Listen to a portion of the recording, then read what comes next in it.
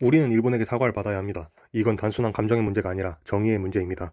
그런데 단순히 외치기만 해서는 바뀌지 않습니다. 현실적인 전략이 필요합니다. 그리고 그 열쇠는 힘에 있습니다.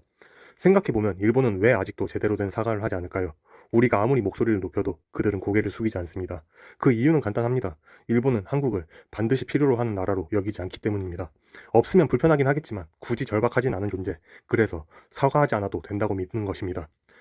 답은 명확합니다. 일본이 우리를 꼭 필요로 하게 만들면 됩니다. 회사에서 부당한 처우를 받았을 때 내가 회사에서 대체 불가능한 인물일 경우 회사는 적극적으로 사과를 합니다. 하지만 그렇게 중요하지 않다면 어물쩍 넘기는 경우가 허다하죠. 사람이든 회사든 국가든 절실한 존재에게는 태도가 달라질 수밖에 없습니다. 그 전략 중 하나가 바로 대륙 연결 철도입니다. 한국이 유라시아 철도망과 연결되면 일본은 한국을 통하지 않고는 유럽과 연결될 수 없습니다. 그 순간 우리는 일본에게 절대 우회할 수 없는 통로가 됩니다. 그때가 되면 일본의 태도도 달라질 수밖에 없습니다. 이쯤에서 궁금하실 수도 있습니다. 대륙 철도가 진짜 가능하냐는 질문 말입니다. 충분히 가능한 이야기입니다. 대륙 연결 철도가 실현되면 한국이 핵심 허브가 되는 이유, 그리고 그게 왜 실현 가능한 전략인지는 제가 제작한 이전 영상에서 자세히 설명드렸습니다. 지금 이 영상을 잠시 멈추시고 남북 연결 철도가 실패한 진짜 이유, 해결책 포함편을 먼저 시청하셔도 좋습니다. 그 내용을 알고 계시면 지금부터 설명드릴 전략의 설득력이 훨씬 더 강하게 다가올 겁니다. 물론 이 영상을 다 보신 후에 시청하셔도 괜찮습니다. 엔드스크린에도 연결해 드리겠습니다. 자, 이제 우리가 일본에게 꼭 필요한 존재가 되는 방법을 더 구체적으로 이야기해 보겠습니다. 가장 중요한 것은 우리는 대륙 철도는 밀어붙이되 한일 해저 터널은 반드시 반대해야 합니다. 그 이유는 단순합니다. 터널이 생기면 일본은 한국을 거치지 않고도 대륙으로 직접 연결됩니다. 즉, 우리는 더 이상 필수 경로가 아니라 선택 가능한 루트가 되는 것입니다. 전략적 가치가 사라지면 일본의 태도도 다시 바뀝니다. 걱정하실 수도 있습니다. 대륙 철도가 완성된 뒤 미국이나 중국이 한일 해저 터널까지 요구하진 않을까? 하지만 그 가능성은 낮습니다.